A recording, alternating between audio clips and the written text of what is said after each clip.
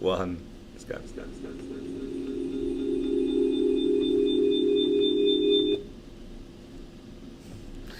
Good afternoon, everyone. Thank you for joining us at Plough Lane for the second set of Don's Trust 2021 election hustings.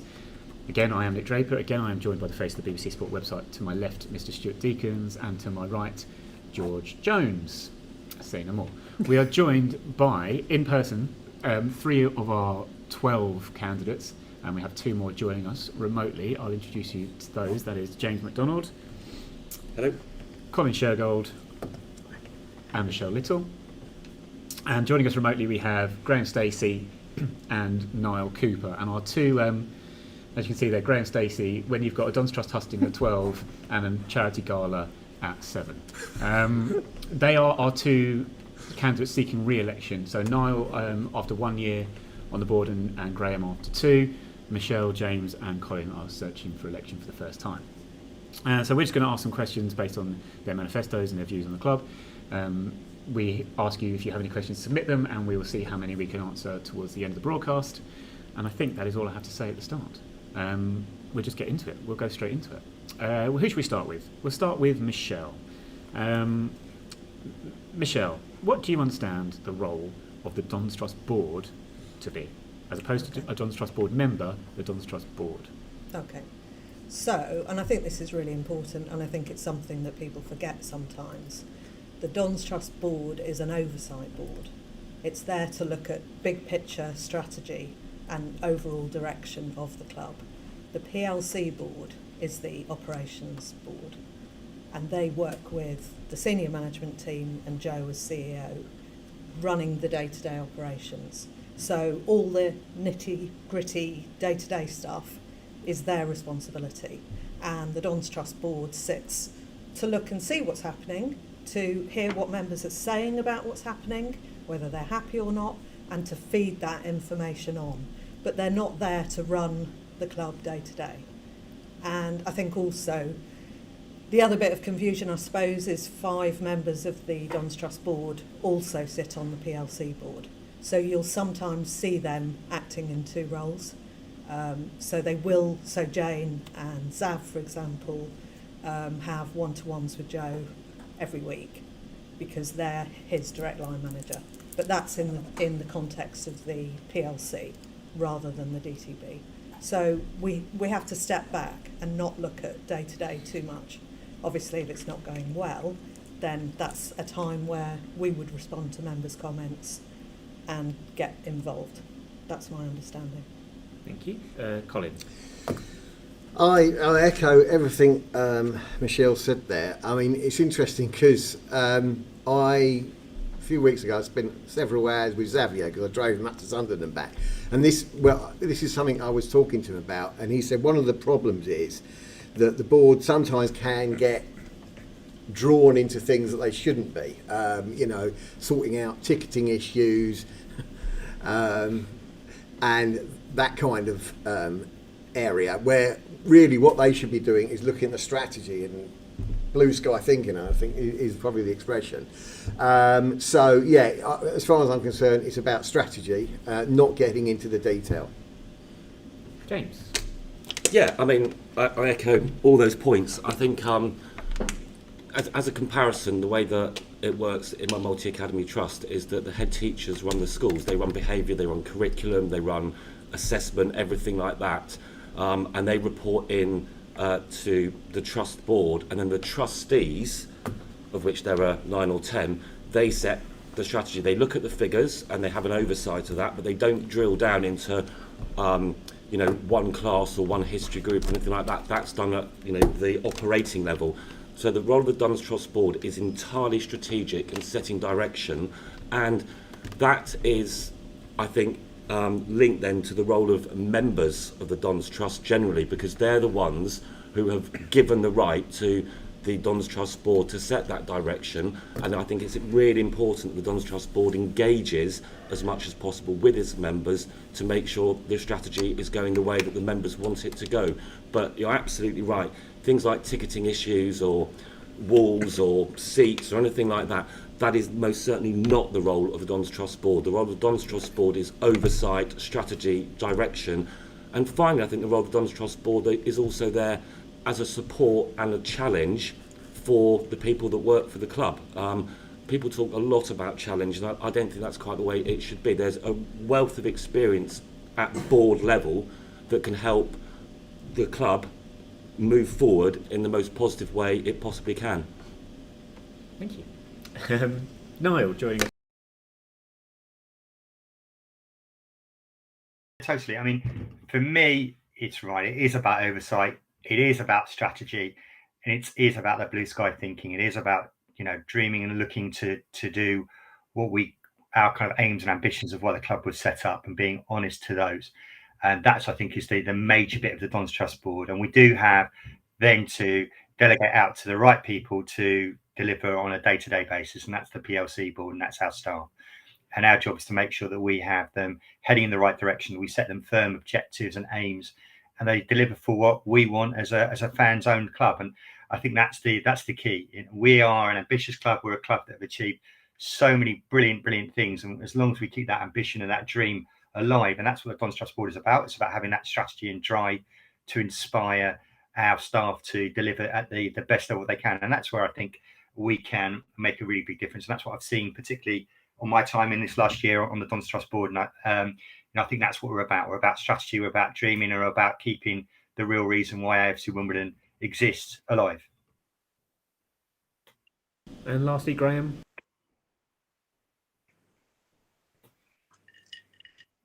Yeah, thanks, guys. Thanks 9 years for having us, by the way, and setting all this up. It's been great. Thank you. I think we've had 5 minutes of thesis on what the Dons Trust Board is, but it's really quite simple. We're there to carry out the will of the owners and to represent the owners, and that's something I'd like to see enshrined, really. When it comes to helping out with tickets and so forth, why wouldn't we? We all want the best for the club, and if that means rolling our sleeves up and mucking in, yeah, why wouldn't we, like any other fan, any other volunteer? So I don't think that should be frowned upon at all. But why are we here? What's our role? Yes, it's to represent the owners of the club. We've got 4,234 owners, and they vote for us. And if we do a good job, if we're transparent, we engage with them, and we represent them well, they'll vote us back in, and we'll keep doing it. But if not, then the next group will come on board and represent them better. That's all we really have to do. Is we all want the best for the club, and we want to serve the owners. That's great. I will want to come back on to the fan ownership question at some point, but before we do that, actually, I'll go back in the reverse order we just did it, Stu. So go back to Graham, because Michelle and Colin there have mentioned conversations about overlaps between Dons Trust Board and PLC boards. Are these things? Do you think these terms, these phrases we talk in terms of organisational structure, are they things that someone's coming to watch AFC Wimbledon on a Saturday afternoon will know about? And should they know about it? That's a great question. Bit of echo. I think you go to, I don't know, Nottingham Forest. Do you know how the ins and outs of how they work, who the chairman is, who the vice chairman is, what their roles and responsibilities? I don't know if every Nottingham Forest fan would be interested in that. I'm not sure that every Wimbledon fan will be interested. Many will just want to watch the football, as someone once said. If you wanted to know about how the operational board works and so forth, absolutely, it's there. There's diagrams, and I forget what they're called. They look like spiders, not spidergrams. They're all on the Dons Trust website. Should we do more to make it clear who we are, what we do? Probably, yeah. I think when it comes to being transparent with our owners and fans, and in general, we can always do more. We're never going to be perfect. It's there. Should we point to it? Should we excite people about it a bit more? Probably. That's why I'm so glad we've got these hustings, because I don't know if everyone's interested in who represents them, or the owners, and we have many fans who might not be Dons Trust members. So things like this, really sort of making it a bit more exciting than a black and white manifesto, is a good thing. Again, thank you 9 years for doing that. Yes, does everyone know exactly how it works? Does everyone want to know? Probably not. Should we make it more accessible? Absolutely, yeah. Niall, your thought? Yeah, I mean, there are a couple of good words there by Doobs. For me, you're welcome. I've not got a whiskey. He's got a whiskey. Do you know? Well, I've just got water. So you've got. I mean, like George has even got Coca-Cola. You know, I'm not even at that level. You know, I think the big thing for us is transparency and good governance. You know, that's what you'd expect from a club like ourselves, and that's where we need to be able to have that. People need to know and be aware, have the opportunity to be aware of how the club operates and how the club works. We should never rest on our laurels. If there are ways of improving how we operate, then we should grasp those. My belief has firmly been that, you know, we're not every supporter of AFC Wimbledon isn't just a person who's just giving cash to the club for its 20 quid that they just pay for to sit on that seat. They're a skill set, and they represent an opportunity for us to grow and become an even better club every single time. You know, we're all about fan engagement, and we need to live and breathe that. And if there are people out there that can look at our structures and go, right, well, hold on, there's a weakness here and we need to improve it, then they need to have the opportunity to step in. If there are skill sets that we're missing, we need to have the people that are willing to put that in and put that into the club, because it's our club. You know, we're really unique in that. You know, every one of us who sits in that stadium can look around and go, well, that blade of grass, I'm responsible for that. That seat, I'm responsible for that. That brick in the wall, I'm responsible for that. And that's where I think that we're slightly different from, well, we are completely different to every other club in the sense that we've got a role and responsibility to help. And if we can make that transparent, if we can look at our weaknesses and be constantly thinking we can improve, then I think that's where we make a big difference. So I think that's where, you know, I'm not going to go and now test you, say, oh, PLC board rule 7.3, everybody needs to know it. Far from it. You just need to have the opportunity. And we need to realise that as a unique fans-owned club, that we have that chance to help and that everybody can do something for our club. And I think that's the big difference between where we are and the difference between us and so many other clubs. So when it comes to that difference about a PLC, it's like, let's look at that structure. If the structure needs improving, then let's improve it. If the Dons Trust board isn't working correctly, we need to co-op people on to get the right skills, and we co-op people on to get the right skills. If we need new things within to help us operate, including ticketing, whatever, we need to look at how do we do that. We need people to not just stand by and criticise, but to actually pull up their sleeves and help, because it's your club. You know, that's what we're here for. It's not. I think I was listening.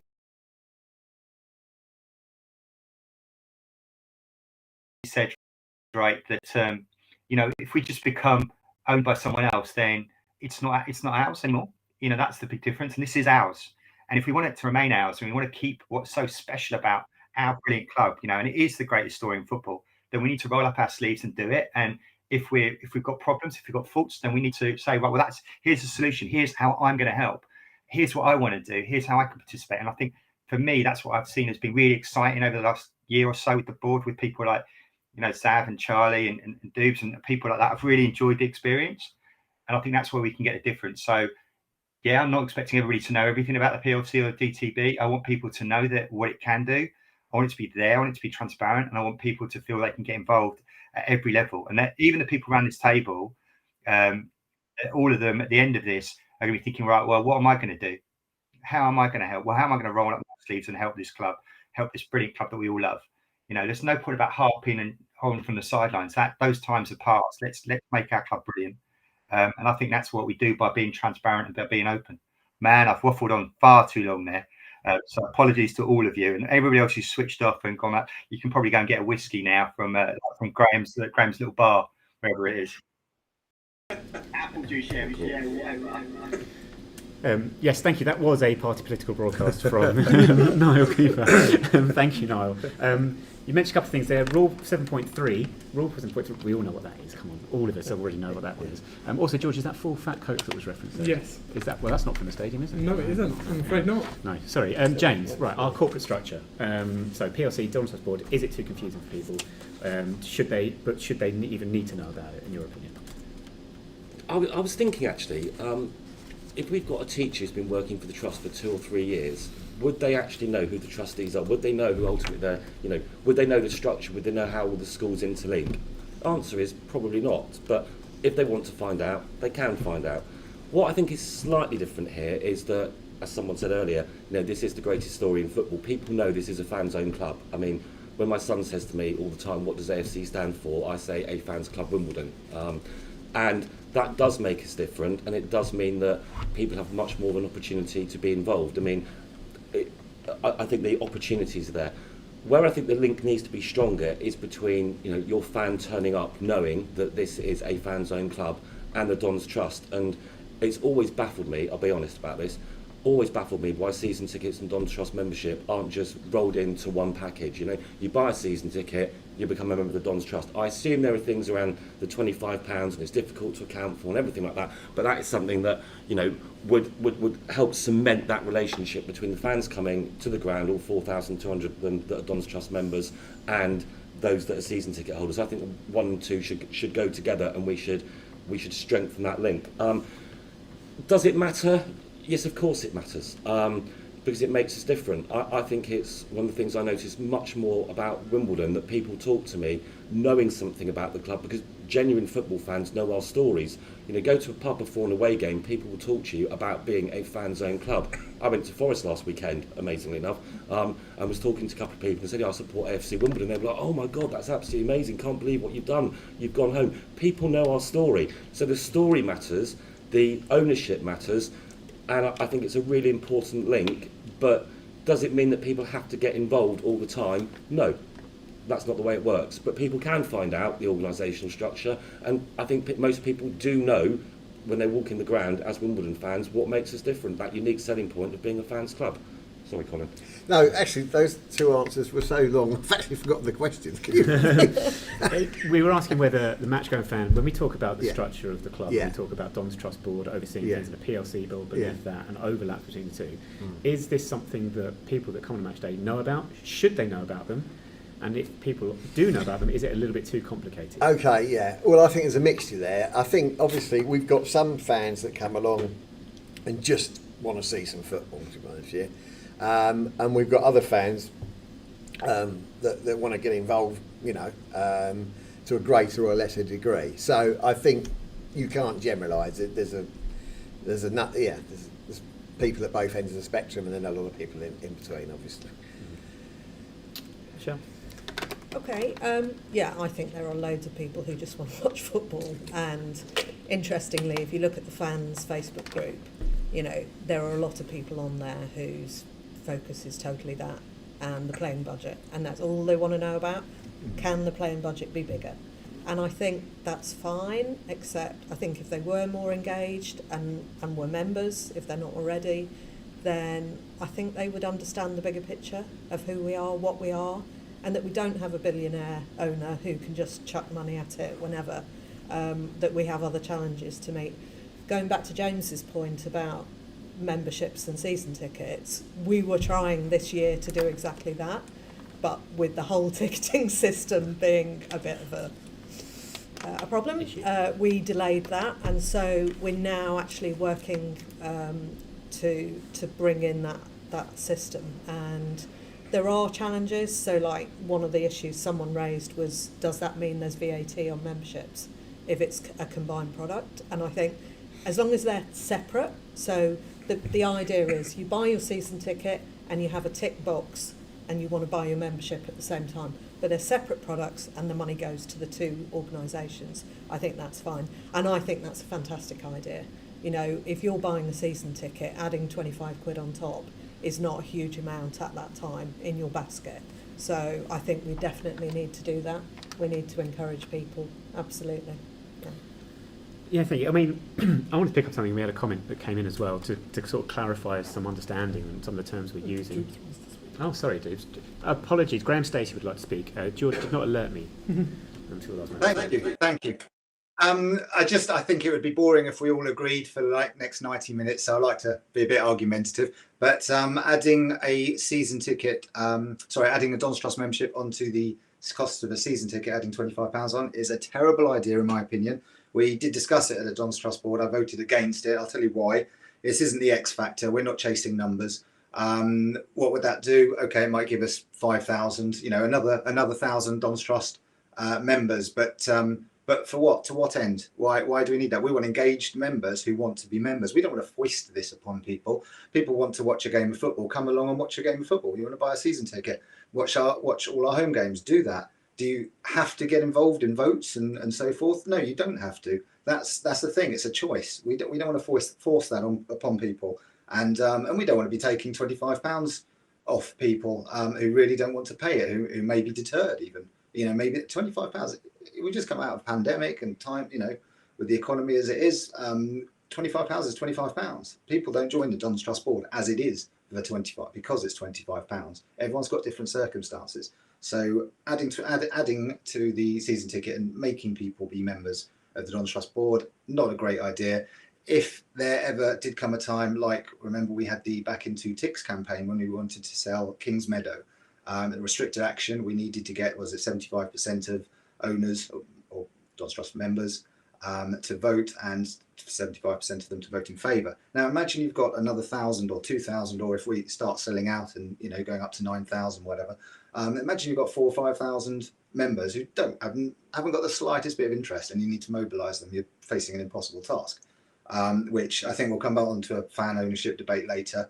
And it's not necessarily a bad thing if you're pro fan ownership like I am. But in general, the principle I think is pretty awful. Michelle, you want to come back on that one, and then Colin, I'll come to you. Yeah. So the first thing I would say is we're not suggesting that people have to buy a membership. It would be an opt-in. So it's totally their choice. They're not interested, they don't have to pay it. The other thing that strikes me is when I look around the ground, so in the recent survey of members, about 10% were female, and that pretty much reflects our membership base. I look around the ground on a match day, and yes, there are an awful lot of men in the ground, but I'd like to think that there are more than 10% of women attending, and obviously all the kids and all the rest of it. I would like to see more genuine representation, more diverse membership group, and I really want to promote and encourage people who aren't members to become them, because I think it's really important, and I want us to represent the genuine fan base in all its diversity. Couple of things, Michelle touched it, but at the moment, obviously, you've got, when you buy your season ticket, you've got an opt-in to give a donation, which many of us do. I think maybe we could have an opt-in for Dons Trust membership as well. That would be it. So you're not forcing them, but you're giving them an easy, you're buying a season ticket for 400 quid or whatever, for another 25 quid, you can be a part owner. On Niall's point about the fan ownership, I get what he's saying, because I don't know if he's in the fan owned or bus camp or not, if actually he can tell us, but clearly, you might find that people that aren't currently members, if we had a bit of a recruitment drive, they might be slightly less engaged. But then I would argue that the fans that are not currently members are probably a little bit less, I use the word evangelical about fan ownership, than the members. I mean, that's almost a truism, I would have thought. Surely if you're really committed to fan ownership, then you're going to probably going to be a member, aren't you? Whereas if you're not that bothered, you're less likely to be. Niall.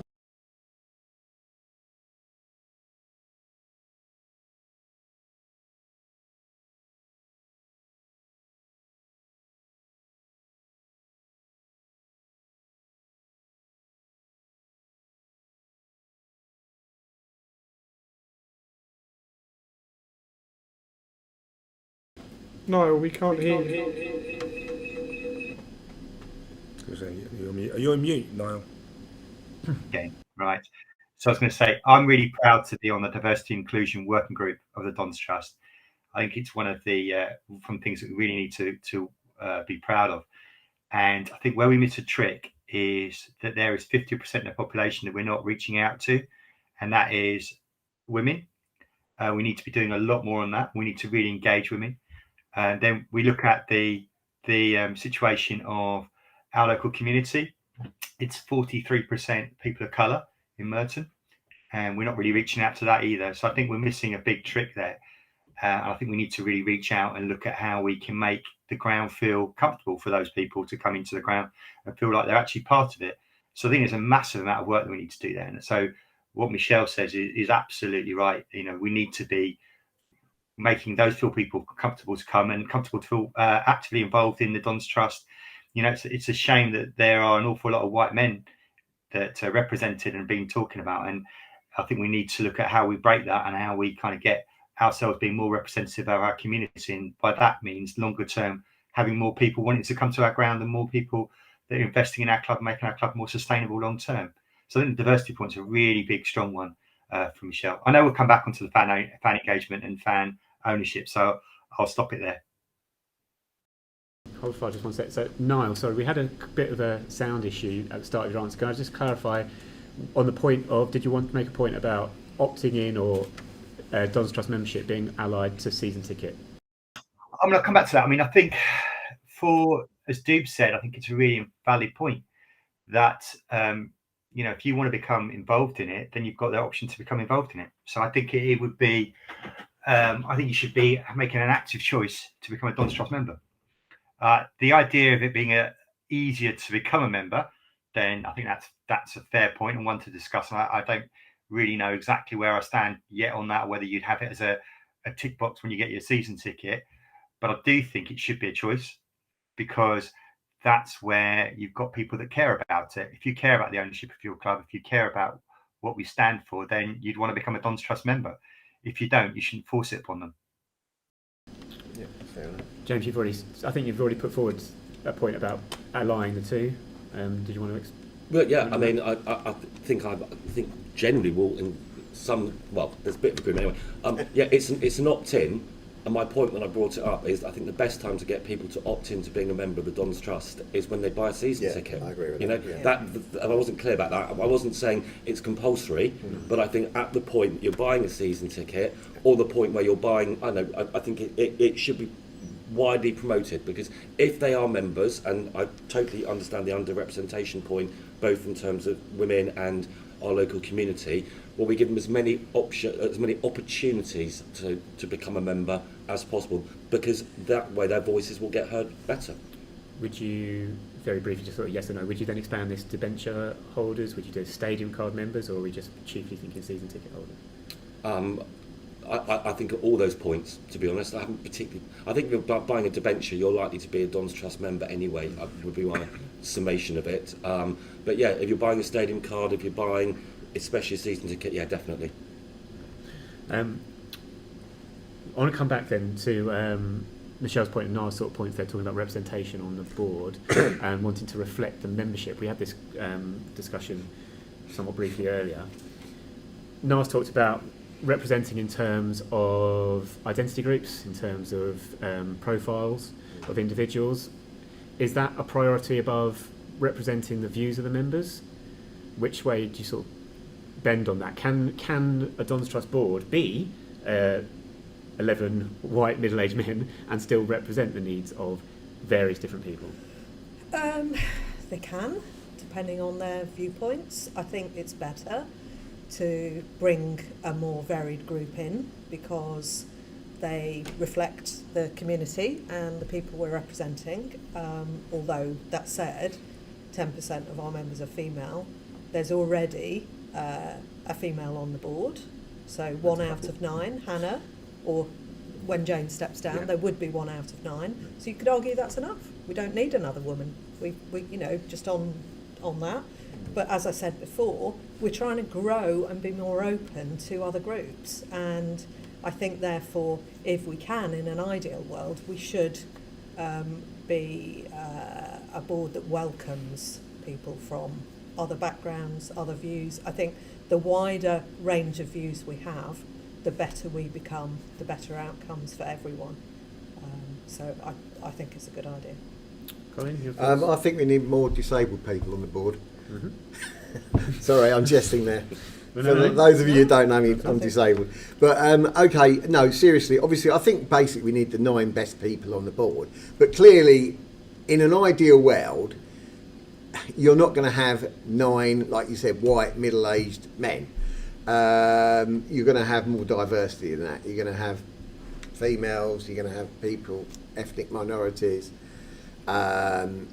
etc., etc. But there is a balance, because obviously, you know, at the end of the day, it's what people can bring to the board and skill set. But yeah, in an ideal world, you'd have as diverse as board as possible. Diverse, not divisive. Divisive, no. yeah. Diverse. No, I'm completely against division.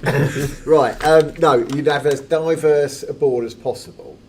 But I mean, we have to bear in mind, obviously, when it comes to females, I mean, what I don't know what the, I have to look at the survey, I don't know what the balance is, but did you say 10%? 10%, yeah. So I think we've got to be more than 10% in Yeah, the ground yeah. on a match day.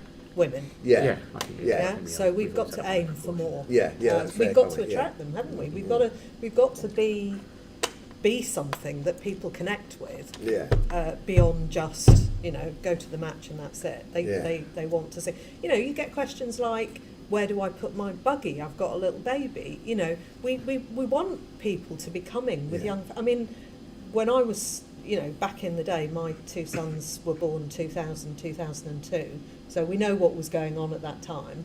But I was pregnant and going to matches, jumping up and down, and goodness knows what was going on inside.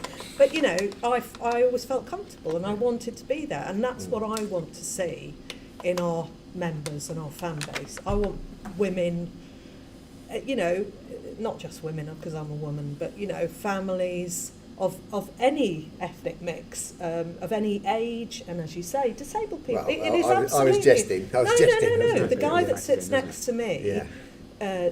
has season ticket next to me, Yeah. walks with a stick. He struggles. And the lads in front of us, every time there's a bit of excitement, they jump up, and he can't get Oh, up. yeah, He well, misses it all. yeah, So, you know, I do think it's Yeah, important yeah, we okay, understand yeah, good. that everybody has different Great, challenges. so you'll be voting for Yeah, me. That's I good. would, absolutely. Yeah. Good, that makes two votes, right. James, your thoughts? I think with specific reference to the board, we need to maybe do a piece of work about why it's predominantly males that have come forward to stand for election. You know, that you know, anyone can put themselves forward. You just need two proposers. That's not difficult. So, why is it that maybe some of the ethnic groups or more females don't see the Dons Trust Board as something that they think they can bring something to? And that's a question I can't answer. But I think if you look across, you know, FTSE 100 companies or anything like that, you'll see the same problems. They are full of stale, white and pale, and you know that you know, and so it's not a unique problem for the Dons Trust Board. But if, as and when we get more members, and as and when we can understand why some people see it as a barrier, is about the time commitment, or do people not feel empowered enough to stand? But I think there's a piece of work to be done about why it's predominantly males that stood for the Dons Trust Board. I can't give the answer to it, but I would welcome as much diversity as possible, not Divisiveness. yeah. Graham. Yeah, I've forgotten what the question was, to be honest. But we're all talking about diversity. So yeah, I think I think it's very strange that people talk about this white male board. I'm mixed race, and we've had a few females on the board, so it's a mix. You know, I think that you don't have to be of a certain group to represent a certain group. A lot of the work I've done whilst on the Dons Trust Board has been fighting for people who I am not. I've been pushing for London living wage, for example. We've set up Dons for Diversity. We regularly host women at the game. There are things that we do. We've got a changing places space at the stadium. We are looking into a sensory room for when we expand. It comes at a cost, and it's something we want to, you know, ask the fan base, do we want to put money into this? But I feel like personally, and I know there are others on the board who do, the current board, who do a lot more than me, actually, and which is one of the reasons why Jane's going to be a big miss, because her work with the diversity and inclusion group, which I've sat in on. But I do feel you can represent people's interests other than your own. So I wouldn't say don't vote for me because I'm white. I'm, as I say, I'm not a mixed race, although I look orange most of the time. I think it's something we could do more of. Absolutely. I think we've got to engage more people more of the time, much better. We've got this great opportunity with this stadium. Why would we not attract everyone we possibly can? We want to be selling, this is our core business, selling tickets. So why wouldn't we be trying our best to do that? And if that's things like Rainbow Laces Day, if that's things like Women at the Game, and so forth, then it's all great stuff. And some of it happens, but could we do it better? Of course we could, yeah. Okay, I wanted to change tack for a moment because there's something I wanted to get back to earlier, which was Michelle's point about operations strategic, and we had a comment about ticketing issues and how they're an operational issue that, as you mentioned, Don's Trust board members got involved in, where you don't see that as being their role, or it shouldn't be their role. I'll start with you, Michelle.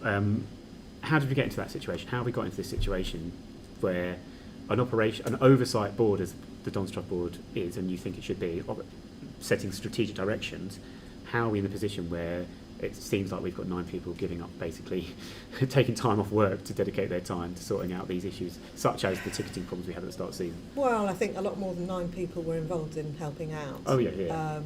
But in terms of the Don's Trust board, I'm not going to prejudge the ticketing review because I think there are a lot of elements involved, some of which were beyond our control, like worldwide shortage of chips. However, the reality is we've got a brand new ground, a new ticketing system. It was untested with our products, which were quite complicated with debentures, etc., and the reality is we didn't have enough staff at the time to do what needed to be done, and that created problems. And I think as the Don's Trust board, we would be remiss if we are being bombarded with complaints from members about ticketing to just sit there and say, oh, it's nothing to do with us. Oh, that's the PLC. At some point, we are the oversight board, but absolutely, if something goes wrong, it is our responsibility to look at the PLC board and say, okay, what's going on? What do we need to do? And I think we need to plan better. We need to recognise that there are peak times of year when we're selling season tickets, for example, where we need more bums on seats. We need help and we need to plan. And, we have an amazing volunteer base. Fans are always willing to help. But the worst thing to do is to get to crisis point and parachute people in who don't necessarily have the right skills. I've used Secotix. It's complicated. It's not an easy system. That's the platform. The ticketing platform. Bringing volunteers in to answer the phone who don't know how to use the system doesn't really help. So it's about planning. We have a limited staff team. We don't have a massive budget. We are trying to recruit some extra people now. But we need to plan ahead, and we need to use volunteers to support those staff members and plan for things so that we don't get to crisis point. And, not all of that was possible this year with COVID and everything else, but I think that's the ideal way to operate so that the Don's Trust board can be an oversight board. But as I say, of course, if there are problems, we have to step in. I think that's only right. James, what's your feelings on this one? Do you think should the Don's Trust board, as Michelle said, just completely move towards completely strategic issues, or as you said, are there times you think they do need to get involved in the day-to-day? I mean, in an ideal world, it would be predominantly, if not entirely, strategic. But you're absolutely right, Michelle. I mean, you've got a crisis. Your inbox, Don's Trust, I know Xavier really well. His inbox was overflowing with complaints. You're not going to sit there and just say, "Oh, I'm oversight. I'm not going to help out." I mean, that's completely wrong. I think I also agree about the planning point. I mean, having put in, systems, I often feel it's like, they talk to you like, here's your trip to Alton Towers, and you get up to the gate, you buy the system, you pay your money, you get in the gate, and you've got no map, you've got no idea about where to go, where to get started. These systems are complicated. They are really, really complicated. So actually, where the Don's Trust board, and I don't want to prejudge the review, and I don't know, exactly what happened, but making sure that the implementation plan is as tight as it can be with, dates and milestones and things that have to be done. And where you have to bring in support, you're absolutely right. Volunteers can only do so much. You know, they maybe can answer the phone, but in terms of operating the system, if you have to go back to the provider and say, we need more support, or we're not paying, you know, get nasty about it, that's what you have to do. But I do suspect along the way that we saw a system that looked fantastic, but was phenomenally complicated to set up, and therefore the implementation and the planning for that is actually the most important piece of work. And that's where the board, the Dons Trust board, I think should have oversight at that level of making sure that that plan is in place and is rigorous and can be adhered to. Colin, your thoughts on this one? Yeah, well, I mean, as Michelle said, I mean, obviously we've got the ticketing inquiry review, whatever you like to call it, which I believe is due out in January 2025. And no, I mean, seriously, obviously I don't know the ins and outs of what went wrong. I mean, there's been a lot of rumour, etc. I do feel that at least part of the issue was lack of staff. Now, I know some people have challenged that, but it feels to me that the lack of staff, at least in some way, contributed to why it took so long to sort it all out. I mean, it's interesting what Michelle said there about answering the phones, because I, you know, when we had all those problems and people couldn't get through, I offered to answer the phone, and did you just say, Michelle, that I was told I couldn't go in because of GDPR rules, which I didn't really understand, because surely sometimes you get tempted to answer the phone, but I don't know. But it feels sometimes like that we don't accept help when perhaps we should. And I always go back to something. It's interesting because this is a bit more of a generic point. Sorry to go off on a slight tangent, but a friend of mine was quite close to somebody who was on the football management side of things when Simon Bassey was caretaker manager, and he was here for a month or so. And my friend asked him, he said, you know, had a chat with me. He said, "Did you enjoy your time at AFC Wimbledon?" And he said, "Yeah, really enjoyed it. Great club." He said, "The only negative is that the whole club is run on a shoestring," and I think a lot of people will relate to that.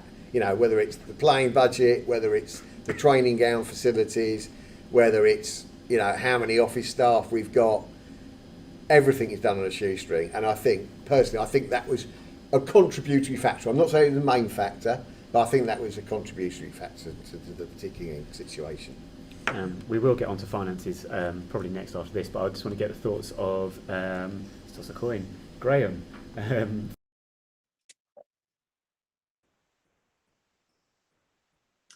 You've cut out, but I think you asked me. Can you hear me? I'll pretend you can. Should we be chipping in? Is that the question? I've totally been cut off, I think. Can you hear me? One second, go back to it quickly. Okay, so yes, no, we can hear you, Graham. Oh, great. Can I re-edit that? Oh, it's live, isn't it? So, yeah, should we be chipping in and so forth? I think Colin made a good point there, actually. Sorry, but he did say sometimes we perhaps don't accept help when we could. And I think that is a failing of the club, the trust, whoever. I think that's something we should do more of. It's something during my stint on the board we have tried to do. We've brought people in who are experts at things, and they've helped us a lot. Look no further than the 9 years, guys. Because, you know, there was over COVID and so forth, would we have been able to host things online as we did? I doubt it. 9 years guys stepped in and have been brilliant. Thank you. We had some strategy surveys, which are pretty major pieces of work. We had some experts come in and help with that. So it's something we do, I think, more of, probably not enough of though. With regards to the ticketing thing, I think why would we not step in if we can? If we've got a bit of more information and the fans don't have that, why would we not share that? I know personally, I was on the social media. I do a bit of social media for the Dons Trust sometimes, and I was trying to engage with people because I knew that there was a way of getting your ticket printed, and the club hadn't announced it. So why wouldn't I share that? Of course I would. I know my colleagues were at the stadium handing out printed tickets as well. Why would they not? They knew we needed people and so forth. So yes, let's chip in as much as possible. Should we have to? Well, going back to this shoestring and Stephen Reed and so forth. I think fair enough. He's maybe he's used to working at places with bigger budgets, and some clubs have big budgets, other clubs don't. It's just a reality, isn't it? Are we running a shoestring in the ticketing office? Well, someone who was in charge of ticketing, our ticketing manager, left about, I think it was a couple of weeks before the ticketing went live. It was a surprise to us on the board who had been told everything was ready. So were we prepared for it to go as badly wrong as it did? Absolutely not. Hence the inquiry into why did it go wrong and learning lessons. And that's what we have to do as a board. This last year, I think, I don't want to speak for anyone else, but we've always been adamant that we should learn lessons. We're not perfect. I will speak out. I think, I've not been assimilated or whatever. I think we get things wrong. I think what we do that's good as a board is we try not to make them wrong twice. We try to learn lessons. We do try to get expert help where possible. And we won't always be run on a shoestring. Sometimes it might feel like that. But you go to other clubs who are much worse off than us. Go to Bury. Do they wish they'd been run on a shoestring for a while until in the short term? Probably. So we're sustainable. That's the thing here. Well, we'll come to you in a second. Okay. I just want to go to Niall quickly. So, Niall, if you want to just have your say on that. Yeah, really quickly. I mean, it's accountability, isn't it, for us? So the ticketing stuff was a mess. We've all probably got our own personal views about why it went wrong. I've certainly got my own on those. I think there's an awful lot that we need to learn. And from a Dons Trust board perspective, yeah, we are an oversight. And when you get inboxes, when you get social media full of complaints, then obviously we need to step in and we need to look at how we can learn lessons and try and make sure that what happened doesn't ever happen again. So I think we were completely right to set up a review and to look at how we learn lessons from it, and that will happen, and it won't be happening in 2025. It will be happening in January, and we will learn lessons from it. We will make sure that it doesn't happen, and that our members and our supporters get a much better experience going forward, and that if there are things that we need to act and the things that we need to change, then we will act and we will change.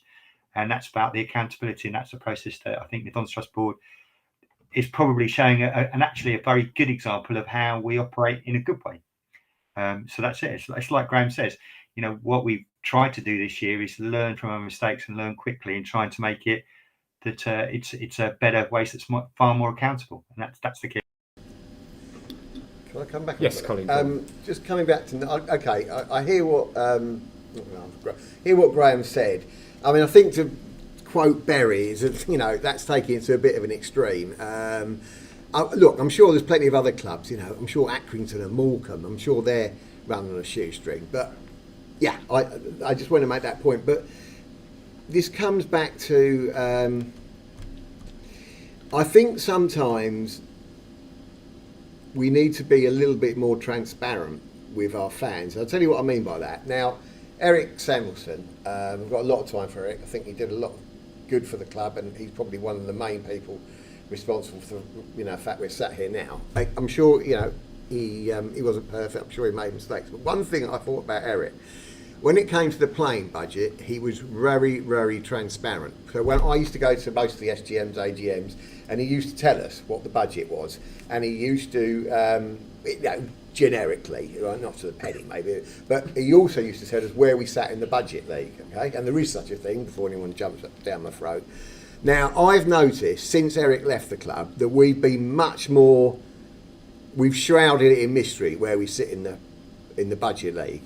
And I'm not going to say why I think it is, but I think there's reasons we're doing that. And I think it's a lack of transparency. I think we need to say, now where we sit in the budget league, okay? And now Robbo has come out and said that we're in the bottom three, okay? And bearing in mind that the other two are probably Accrington and Morecambe, I would guess. Well, look at the cost of living in Accrington and Morecambe versus South West London, Surrey. So, Robbo said he wanted another striker. and you didn't have the budget for it. Now, I just think we need to be a little bit more transparent about the issues that the football management face with having such a low budget. I want to get all your thoughts on this, and obviously we've got Niall and Graham remotely, so we'll all get a chance to have our say on these issues. I want to go back very quickly. I'll go first to Graham. I would just say on the issue of playing budgets and things and league tables and things, we haven't got someone that can reply to that here and now, as it were. So I just wanted to make that case that there's no one here to actually. Yeah, all right. Yeah. Well, we have got two current. Well, they might come on to but I was thinking more of sort of the football club, as it were. Yeah. Okay. Fine. Yeah. Fine. Okay. Graham, do you want to go first? Yeah, on the budget league, there's something published. Echo. There's something published. It doesn't have club names. Everyone files their accounts and so forth, and you can more or less guess which one. You know which one you are. You can more or less guess who's below, above, and around you, and that's how it's done. So it's not really a case of transparency. Oh, Bury are one below us, or Accrington are one below us, or whoever it is. It's a educated guess. But at the risk of sort of being a bit fantasy football, we do publish our accounts. I think you'll find our accounts are a lot more comprehensive, a lot more user friendly than they were, and that's something we've actively tried to do. You can find our player budgets there, but as I say, it's not fantasy football. This is real world. If we say, oh, we've got 2 million, that's to the agents, isn't it? They've got a bit more to spend. We know what they're spending. It's not hard to work out. People within the game know roughly how much people earn. They know how much your playing budget is. So we don't want to advertise it beyond our owners. But it's there. If you look at the accounts, it's there for our owners. You just have to look. And as I say, we are as a board, we've tried to make them more user friendly. We've tried to put some pictures in there and that kind of stuff. And it's something we will continue to push for. We've looked at, I think it was it Plymouth, who did an amazing job with their accounts of just being transparent. Everything was like, it was Venn diagrams and more spidergrams and stuff. So yeah, I think you like the grams you were saying earlier. So that's something we're looking towards have been as a board. So maybe the next accounts will be a bit more singing, dancing, and a bit more what you would call transparent. But I don't think we're hiding anything there particularly.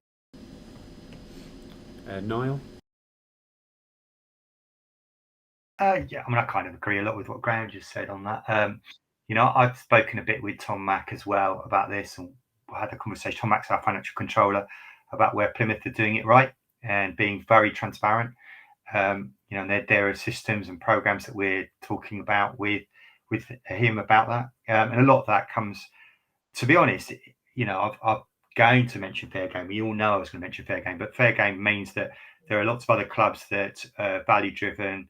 They're all coming together and they're starting to share good practice and experiences and making sure that we actually do the right thing as much as we possibly can, and that helps. So through those conversations, I've certainly been aware of what's happening at Plymouth. I'm aware of what's happening at Cambridge and some other really well-run clubs that we're trying to learn from. And apologies to Tom Mack for probably a whole range of emails that have come through from other clubs about looking at how we can improve how we operate, and we will always try and do that. I think we should never expect to be the best in everything. We've got to try and be as good as we can in every single area. So Colin's right in the sense that we need to be more transparent, we need to be more open, and we need to produce the accounts to the standard that you get at Plymouth. And I think we should feel comfortable to expect that. We're not going to be perfect, so but we've got to try and at least learn and not feel that we can just sit on our laurels. So, James, your thoughts on transparency budgets? I mean, certainly with my sort of KPMG accountancy hat on, I find our accounts very easy to read and understand. I don't have a problem. I would never think they're not. I mean, they're there. Interestingly, I do think the Plymouth accounts are very, very well written and very, very good. And yeah, we can strive towards that. On the playing budget, it is what it is, I'm afraid to say. We've just moved to a £31 million etc. stadium that still needs work doing on it. It in time, and hopefully in a short time, the commercial revenues, one of the things I'd love to see is either or some of the commercial department go out and talk to every local funeral director, because I met the commercial director at Burton a couple of years ago, and he said we make more money from wakes than we do from football. So there are opportunities here, and over time the playing budget will expand. But I'm afraid to say it is what it is, and we cut our cloth accordingly, and that's what a fans club does. So I've really got no problem. But if we're third bottom, we're third bottom. That's what we do. We overachieve. Michelle. Michelle? Yep. I'm not sure I've got that much to add to that. I think that's absolutely right. You know, and I think one of the things in my manifesto was about, you know, the club have written, I think, a really good 5-year business plan, looking ahead for opportunities to grow. You know, we've only just got in the ground and we've had COVID, so things like conferences, weddings, all of that is only now just starting to happen. But, you know, I genuinely believe that we've got some exciting opportunities in this ground to develop and grow our revenues, and I'd like to think that as that happens, we can both grow our staff numbers, Colin, to cover that point, but also the playing budget. You know, we know fans ultimately, the thing they care about most is the playing budget, but I think as members we have to think about the other things too, and I think balancing our budgets is really, really important, being able to cover our costs and not overstretching ourselves. And so when people clamour for more playing budget, I think people, you know, have to be patient. They have to understand the whole picture of who we are. We are a fan-zone club. We don't have a billionaire investor, and therefore, you know, and we don't want to go bust. We want to live within our means, and that means, as James said, you know, this is the playing budget, and that doesn't mean that the boards don't get pressure from the management, the football management side, to increase that budget. Of course they do, but you know, we can't do everything. Yeah, so just come back to Graham there. Yeah, Graham, I mean, to be honest with you, the budget itself is not particularly relevant. It's what it is. It's how it relates to everyone else, you know. So, yeah, I don't need to know, the fans don't need to know what the exact budget is. But I think there's nothing wrong with being upfront about where we sit in the league table. I mean, particularly if we're virtually bottom, which we probably are in real terms. I don't see how agents are going to use that to their advantage. Yeah, totally agree with James on, of course, yeah, the playing budget. We've got to take into consideration our financial situation, and obviously what it's all about is obviously growing the revenues. Growing the revenues both on and off the pitch, so that we can increase the playing budget down the line. And I answered a question on social media earlier, and I said my four priorities for the club. Number one is financial sustainability, because you know it's no use having a great team if you're going to go bust. So number one is for financial sustainability. Number two is success on the pitch. Number three is to grow the fan base. And number four is to be a great community club. That's you know, my order of priorities. I mean, that sort of leads us on to very, very quickly, because I want to get to live member questions, so as succinctly as possible for each of you. The question we asked to the first group, the fan ownership question, with a view to finances, obviously in this instance. How important is it to you? Are there any circumstances in which you would consider ceding that majority control? James? It's very important. Yeah. My grandfather bought 2 shares in the club back in the 60s that I inherited on his death. So I used to be able to go to AGMs. I used to sit next to Lawrence, in fact. Sorry to hear that. And it was good. And I'll be honest with you, I got into a slightly fractious relationship with Charles Coppell, who kept telling me, you're one of the people we need to go to Milton Keynes because you're a shareholder, etc., etc. I saw at close hand what it's like when someone doesn't understand, well, football, basically, but certainly didn't get the Wimbledon ethos or anything like that, and would do anything I possibly could to stop that happening again. Never say never, to the second point. I was really thinking on the train on the way down, what circumstances would I say I think? I can't give you those at the moment. I don't know, but I'm not going to say never, ever, ever. But whilst if I was successful and got elected to the board, I can't see a situation in the next 2 years where I would be recommending that the fans change the ownership model. But down the line, in a generation's time, something may happen.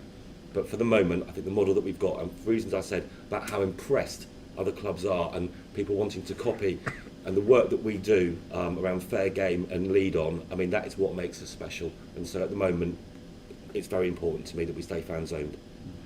Colin, that wasn't on your priority list, I noticed. What? Remaining fan owned. No, I think if we can remain fan owned and keep pushing forward, or at least consolidate, then absolutely fine. Yes, there are circumstances that I can see that I would, look at selling majority control, and the obvious one is if in April 2022 we haven't come up with a solution, because nobody's given me or anyone else 100% guarantee that we can refinance the bridging loan. So if there comes a time, whether it's in April 22, I think it's highly unlikely, or at some stage in the future where we can't, we've got severe financial problems and we face the prospect of probably making a choice between administration, which would mean having no control and who takes us out of it, or selling majority control, then depending on who it was, then I would look at it. But there's a couple of things that I would, number one, I would never agree to it unless we get ownership of the stadium. And in an ideal world, what I would like is a situation whereby we have, let's say that we, for instance, let's say that, I use Nick Robertson as an example. Now, to the best of my knowledge, Nick Robertson has no intention of buying a majority control of AFC Wimbledon Football Club. Currently someone who just invested to take some percentage of it. Exactly, but let's just use him for an example. Just clarifying. So he's got 10% at the moment. Now, if he was to buy 41%, that would take him to 51%, and it would reduce us down to, I think we got 83, so it reduced us down to about 32%. Is that right? But no, 42%. Sorry, 42%, because we got 83. So if we sold him 41, that would reduce us to 42%. If we could have a situation where we would have what's called a shareholder agreement, where we could buy 9% back at an agreed price, then that sort of, hopefully to a degree, defeats the argument that you don't know who he's then going to go on and sell it to, because we would have first refusal. Now, obviously, we've got to be able to afford that. I get that. But in a situation where we were facing administration or selling to, just for example, Nick Robertson, I'd rather sell to Nick Robertson than take our chances of going into administration. Sure. I like Nick Robertson, but who would come after him? We've got no guarantees. And I read it the other day on, I think it was on social media, someone saying, oh, well, what happened, the FA panel, that wouldn't happen again. Well, why? What's changed? There's nothing changed in the UK, in the football world currently, to stop that happening. The World Cup was on, the media were focused on the World Cup, nobody gave a damn about Wimbledon, and we were at that point where the owners told a compelling story about how dire our finances were, and that's why the only viable alternative was to go to Milton Keynes. And how weird, our fans said no, that's not 60 miles to a home game. No, I'm sorry, no. So I don't buy this argument that the world has changed and we are somehow in a different world protected, and that could never happen again. And to me, AFC Wimbledon is absolutely all about what happened and what we did and what we've achieved now. And I'm getting goosebumps again now, sitting in this room at the stadium. It took 9 years to get back into the Football League, and now we are sitting here at the ground, and it's amazing. And I'm sorry, fan ownership to me is everything. It's all about what AFC Wimbledon is, and it's why we are here. And I prefer, rather than looking ahead to the doom and gloom worst case scenario, which as a finance person I quite often have to do, but I prefer to plan so that we don't get to that scenario. And that's why I'm on the finance committee, why we meet every month. We're now having weekly meetings to talk about the plan for next April. And you're right, Colin, we can't publish the answer and guarantees, because it's a negotiation process. We're talking to someone who wants to buy shares, but that's, you know, with lawyers, it's a process. And we're talking to a broker who got us the MSP loan before, Right. and looking at other options, other organisations out there who might lend to us now at a better rate because the stadium's built and we can show revenues. We can show how many fans we're getting in every week. And that's a much, much stronger financial position and story than we had when we got the MSP loan. And it goes back to the key point about planning, because we now have a Absolutely. rigorous 5-year plan Yeah. that we can adhere to, and that will give banks some confidence, Yeah. or loan lenders. But also, that's the right thing for the board to be doing. That's exactly what I think, answering that earlier question, that is the job of the board. Absolutely. Yeah. Graham. Yes, thank you. First of all, I think it's great that Colin's standing, and he represents a slightly left field view, perhaps slightly controversial for some, and possibly goes against the grain in some ways. I think it's great, and if our owners choose to follow that path, he will get voted on. I'll probably be voted off, and that's the owners' decision, and that's great, and that's fine, and that's the owners speaking. First of all, though, I'd like to pick up on a few things. First of all, it's not a binary decision. There's been all this thing, again, social media and everywhere else. Are we fan owned? Do we accept investment? One or the other. It's not one or the other. It's not it's not binary. You can accept investment. This current board has been actively looking for investment. If someone wants to give us £4.6 million, let's talk. If someone wants to give us £100,000, let's talk. We've actively been looking to bring that money in. I think sometimes there's a bit of a line here where it becomes quite insulting, because I was actually sworn into the Dons Trust board, and I sacrificed to go to whatever it was at that AGM in 2009. We were told we'd be relegated down to non-league, and it all came out of the blue, and there was no transparency before that for whatever reason, and it all came as a bit of a shock. We were told we'd have to slash our budget. We couldn't afford to build the stadium. Then the board, I've been lucky enough, or I'm lucky enough, because it took up a lot of time.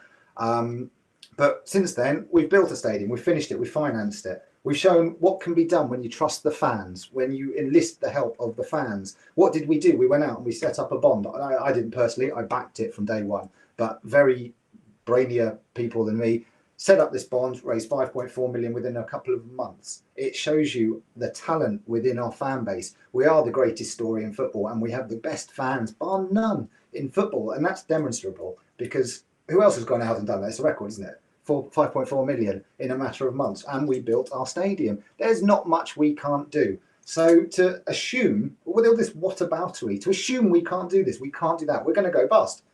Come on, give us some credit. When we work together, the board, the fans, all pushing in the same direction, we can do anything. It's not a case of, oh, do we have to sell out? No, we don't. We can get investment. We did. This board that I've served on brought Nick Robertson in, oversaw him coming in for £2.5 million. For what? A place, well, he got voted onto the PLC. He's got 10% of shares, which we had to sell, mandated to sell, taking us down to the 75%. Company law doesn't allow us to go down to 51%. So unless there's a change in the law, let's really not kid ourselves and start being clever with 51%. Now, we've just done this massive survey as well.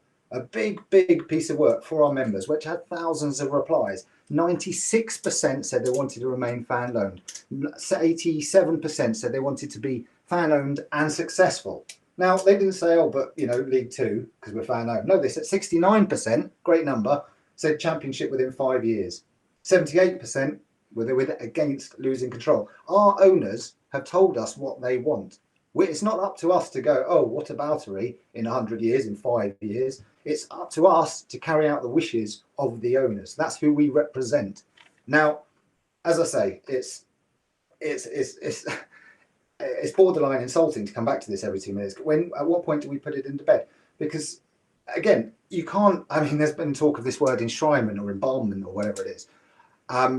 You can't enshrine. We're run by the owners. We do what the owners say. If there's a restricted action, if they want to lift it, they'll lift it, whether it's 50 years, 100 years, or 1 year. But they've just spoken. 96% want to remain fan-owned, and it's up to us to find investment. I think, on top of that, when we're talking about finance, we've just released 2 of the most comprehensive and transparent financial updates since 2002.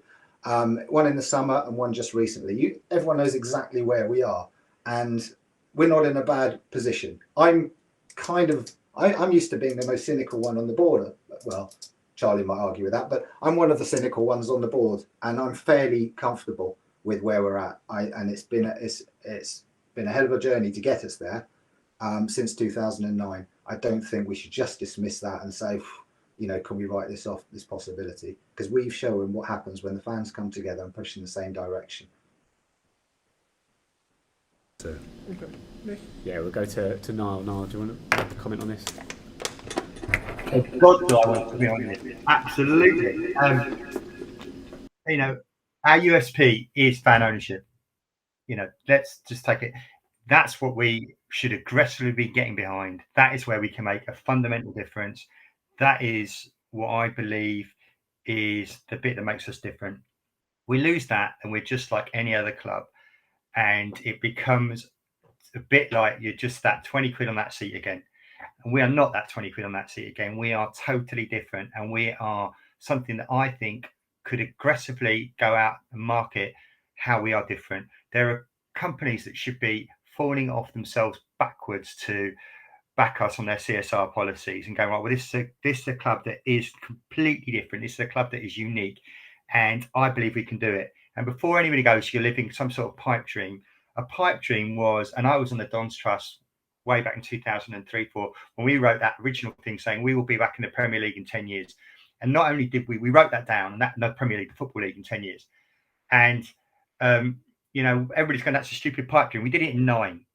And then look at the stadium. Nobody said we could get a stadium back at Plough Lane, and we did. I was involved in the marketing campaign for the Plough Lane bond, and I will speak about that and say that is a brilliant thing, and we did it. We raised 5.4 million. This is us being achieving. This is about us looking at dreams and doing it because we are different, because we are fans owned, and because that is what makes us so unique. And I have to mention fair game, because that didn't exist at all. There was not even a concept of it, not even a whiff of it, until the Dons Trust board said we're going to do a new strategy and we need to look at how can we change the world of football for the better. Right? That there was nothing like that. Football clubs had never come together before to look at this, and now we've got 31 clubs on board. We've got loads of world-renowned experts, and the consequences for our club are huge. If this comes off, if fair game and its sustainability index actually happens, then the uplift for us is something like £6 million a year. That's £6 million a year. I mean, I've gone through the stats, and the whole thing was done by Kieran Maguire, who does the price of football, and Rob Wilson. These are the people who are really, really good at this. They know their stuff. So, and that's again a dream. That's about us being ambitious and us looking to think the unthinkable and trying to change the world of football. And when it comes back to, Michelle mentioned the point about the current system being, which we can't, the FA Commission can happen again. I'll tell you, fair game wants to kill that idea. And fair game, I think, will kill that idea. We've got so much political support in the House of Lords and the House of Commons that Tracy Crouch review, when it lands at the end of this week, is going to be very close to what we want at fair game, and what actually the Dons Trust can take a lot of credit for that, because it's the Dons Trust that said that we needed to do this. So this is an ambitious board. It is a courageous board, and it's a great club. And we are on the cusp of doing something brilliant, not just for us, but for the wider world of football. And I think that's something fantastic. We talk about, I love the phrase, not in the wider interest of football. I completely screw that. We are totally in the wider interest of football. And that's us that's done it. That's us that's dreamt about it. I don't want to hear any more cynicism. I don't want to hear any kind of skepticism about, oh yeah, what if? Screw what if, because we've proven so many other things. We've done so many things that every single person in our ground should feel really proud of and think we can achieve so much more, because we can. And when Graham talks about that investment versus fan ownership, they are not mutually exclusive. We should be actively selling ourselves as the greatest story and going out there and getting people. There should be people flooding to back us. On the earlier hustings, you had Freddie Flaxman. Freddie Flaxman's only kind of remotely interested in Wimbledon because of what we stand for and what we've done. John Green's only interested because of what we stand for and what we've done. Nick Robertson doesn't want, you talk to him, he's not that particularly interested. He was kind of forced onto doing stuff with the PLC board. He wasn't really wanting to get involved. But it's because of what we are and what we stand for. There are loads of people out there that we can do that. And we are only going to achieve that if we stand by the principle of fan ownership that makes us unique. If we lose that, then, we're just the same as anyone else. And I don't want to be the same as anyone else, because I think we're brilliant. And we've proven that time and time again. And So fan ownership, yeah, absolutely central to everything we stand for. God, I'm far too passionate about this. This is what happens when you kind of sit on the board with people like Doobs and other people like that. You speak to Xavier and you speak to Charlie who've lived it. You know, we felt that hurt, and we rolled up our sleeves and said, right, we're going to try and do something about it. You know, and credit to all the people who've been board in Don's Trust board meetings as I've updated them on what's happened about fair game. But that fair game is a Don's Trust board thing, you know, and every single person who's a Don's Trust member should take credit for that, because we're going to be helping so many other clubs and we're going to be helping ourselves long term. And I think that's brilliant, and I think that's only because of who we are. Right. Yeah. Okay, just very quickly. So we are running late, but sounding great. Colin, we're just going to get you the last comeback on that, because I do want to take at least one viewer question. Yeah, can I just? But he's like, there's quite a few points there I need to come back on. Is that okay? Yeah, it's fine. Yeah. So I'll try and whiz through. So first of all, I mean, Graham said my view's left field. I don't think it's that left field, because I'm not that far away from what James said, really, because he said never said never. I'm not in favour of selling out in the foreseeable future, as I said in my manifesto. And I said in my manifesto, I caveat that the foreseeable future, if there's any problem in April 22 with refinancing, obviously we'd have to look at that again. In terms of the survey, 96% of people said they were basically in favour of fan ownership in principle, and that included me, right? Now, I'd also point out that only 7% thought we should never ask the fan base again. So that tells me that 90%, 93%, whatever, are not in favour of enshrinement, because they do think that we should keep the option of asking the membership again, okay? Another point is, I mean, I disagree slightly with Michelle when she says that things haven't changed. I think two things have changed. First of all, the EFL tightened their rules up on relocation, but much more important than that, we've got ownership of the ground, right? The Don's Trust have got ownership of the ground. And I've said that I would never agree to selling majority control unless we get ownership of the ground. The other bit about the shareholder agreement, that's possibly negotiable, because it depends how desperate we are for the money. And the last point I'm going to make is with regard to good old COVID-19. You know, we can all say, oh yeah, we should never get into financial trouble. Austria's gone back into lockdown, I believe. Now, what happens if there's a new strain of COVID, right? That the vaccine's not, the vaccine won't cater for. Now, I know that you can call me Mr. Doomsday. I don't care, because these things can happen. Yeah, we do get into a little bit of the realms of. Well, I'm sorry, but you don't know what's around the corner. And if stadiums shut for 2 years rather than 1 year this time, then are we going to be able to cope with that? So all I'm saying is, let's keep that option in our back pocket, right, in case, you know, we get into financial problems in the future. That's all I'm saying. I'm not saying, you know, let's sell out tomorrow. I'm saying let's keep it, you know, in our back pockets for the future. Did you just want a quick? I wasn't sure if you were motioning or. No, I think we can probably move on. Okay, George, we probably have time for some viewer member questions. Yeah, so I think the first one we'll go for is a relatively sort of straightforward one, so we'll keep the answers to this quick if we can. Peter Godfrey, who wants to know, do you think are the candidates in favour of the membership of the Don's Trust being an automatic addition to season tickets when the season ticket is bought at point of purchase? We'll start with you, Michelle. When you say automatic, do you mean compulsory, or? It says automatic, so you can take that to mean a compulsory purchase or an add-on. Yeah, so as I said before, I think it should be an add-on that's optional. I don't think anybody should be forced to become a member. It should be their choice. Yeah, Colin?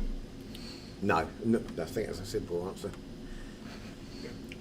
Agree with Michelle, and she also mentioned the VAT issues that might face anyway. So that may not be practical, but yeah, it should definitely not be compulsory. Yeah, we'll go with Graham Stacey now. I think I've covered this already. It's not compulsory. No, let's not force anyone.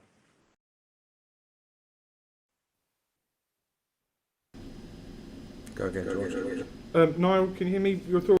I couldn't hear you for a moment. I agree with everybody there as well. George. What's that? Sorry for that. One last question, I think, from the viewers this afternoon. At social media, it's fair to say there's a bit of a divide of our fan base based on how we should deal with certain issues. after this election we need to unite the fan base, and they want to know what are our thoughts on how do we unite it at the end of this campaign. We'll start with you again, Michelle. I'm not sure we can unite people. I think everyone has different views and they're absolutely entitled to that. I think we can encourage people to engage in debate. One of the things that I've noticed, I've been on the Facebook fans group for a long time, but I don't tend to say very much. I just watch and listen.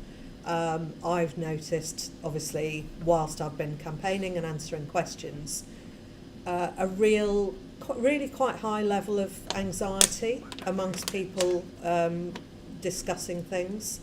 And, you know, it's made me feel anxious. And I think that if there's a way that we can dampen that anxiety, because I think from a mental health point of view, we want to be operating in a way where we engage with people in a positive and constructive way. And so I guess that's probably why I sort of take a bit of an issue with Colin saying, let's think about the drama worst case scenario, because to me, what that does is it heightens anxiety, you know, and I just think we go down a rabbit hole and people get more and more anxious, more and more worried. What about this? What about that? What about the other? You know, COVID has been a nightmare from that point of view, and actually one of my charities is a mental health charity. We work with people who quite a large proportion are schizophrenic, and a lot of people hearing voices. And one of the wonderful things with COVID is we actually had someone say, you know, this is someone who's frightened of going out the house. He's hearing voices, people are saying things, he doesn't know what's going on. And he actually said, with COVID, now you understand how I feel, because the rest of the world is thinking, God, I'm scared to go out. What am I going to get? Am I going to die? Am I going to be in hospital? Am I going to see my family again? And, you know, I just think we need to try and be positive and constructive and not encourage people to get more anxious. I don't think that's really helpful. So that's why I prefer you know, obviously I have to look at the worst case scenario in finance all the time, but I like to put my energies into the positive side and plan for success, which I think is, you know, we can see our track record, that's what we've delivered. We are running very late, so Sorry. if we can keep the answers very concise. How do we unite the fan base? Yeah, well, can I just say, obviously in response to Michelle, yeah, I mean, I've suffered mental health issues myself, so if I've contributed to anyone's mental health issues, I apologise. But I think, you know, I was just trying to cover off worst case scenario. And what I would say in terms of fan base, yeah, I agree with Michelle, you're not going to ever unite them completely. I do think there's a slight danger of on the DTB of a bit of group thing. I mean, for instance, Graham's post Chris and vice versa, and I think, you know, it would be good to have someone on the board who represents different opinions. Yeah. Well, you won't unite everyone. Brexit, Yeah. I mean, you know, simple. What I would say, I thought the recent finance update that came through read really well, was really positive. I think communication about what the trust is doing is excellent. I'm assuming you had something to do with the BBC article that appeared on Tuesday. That's the sort of thing I think I'd like to have seen more widely shared, and maybe coming from the Don's Trust. Positive stories are the way forward. We'll now go to... Can I just quickly say, for people watching online, I'm not admiring Nick completely because he's stuck on the camera. As much as you, It's basically that my iPad has gone down to picture. 10%, so it's not switching cameras, so I'm not stalking Nick in any strange. So Well, yeah, it no makes one. a- So makes a do change. you want to go to? So we'll go to Niall now. I just need to see if this will work. I'm still getting Nick, but it's no problem. Nick, you're looking probably better than where I am in terms of my house. So I don't know if you can hear me or not, but for me, you know, I think that in terms of uniting the fan base, you know, we need to hold on to our optimism, hold on to our belief that we can achieve anything, and I think that's where we need to go forward. And we need to look at people rolling their sleeves up and being ambitious and being hopeful. So that's where I think we can do, because we've achieved so much and we can achieve so much more together. And I think that's where it is. So it's like Colin, I know Colin would help answer phones, would do that, and would be able to be, you know, it's a great volunteer at the club. And that's things that we need to go. I know Michelle's done brilliant things on the finance committee. I know all the stuff that Dubes has been doing in terms of social media. And James, you know, I know you've been kind of, I always see you kind of the left-hand shoulder of Zav, so I'm sure there's quite a lot of influence going on there. And it's that sort of stuff about keep going and keep working together and keep, you know, we've got the same goal. We want AFC Wimbledon to be the best club. And that's kind of the message I give. You know, that's how we unite. We unite because we remember what we're about, and we unite and remember who we are. So I think that's the big difference. And I'm really interested in what Nick's looking on his phone now. That looked really interesting. I don't know what George showed him, but it was clearly a very important thing. It's probably Graham saying, hold on, I want to speak.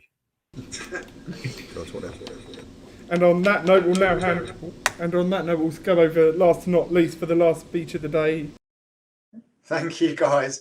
Thanks to all the guys here and the guys running it and everything. I think the chat we've just had has been pretty civil and is quite a good metaphor, really, for the wider fan base. I think, you know, while Colin likes to talk about the end of the world, I like to focus on the opportunities and possibilities. We've sometimes you've got to step back, haven't you? You've got to take a deep breath and go, we did this. We've built a 30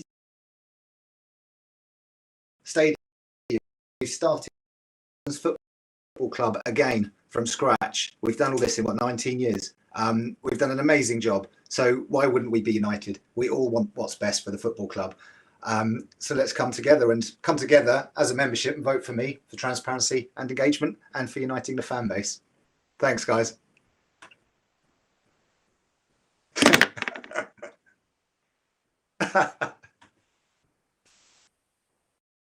But thank you. We'll run it. I didn't change it over. Oh, so you didn't hear, nobody heard what I just said? No. That was the best thing I've said all day. Never mind. Thank you, everyone, for watching. Right, we've got a few bits and pieces to get through before we finish off. So, first of all, a reminder that ballots for the voting are out now. For the majority of you, that will be in your email inbox now. If you have to have a look at 12 candidates for 5 vacancies, and you can vote for as many up to 5 candidates as you wish. Ben Ransom is candidate number 12, wasn't able to make it today. I think that's due to his work as on the NHS and shift patterns and things like that. So please visit the Dons Trust website because all manifestos, including Ben's, are uploaded there. And by all means, remember to keep seeking out candidates on social media and on the Dons Trust Pro boards to speak to them and continue the discussions, because I think we could have continued these discussions for a long time today had we had the time. On that note, I will say thank you to our second half candidates today, Michelle and Colin and James, thank you very much, and then Graham and Niall remotely joining us. Thank you very much, guys. Thank you. They're waving to you, by the way. Thank you. Yeah, not to be rude. We're waving back.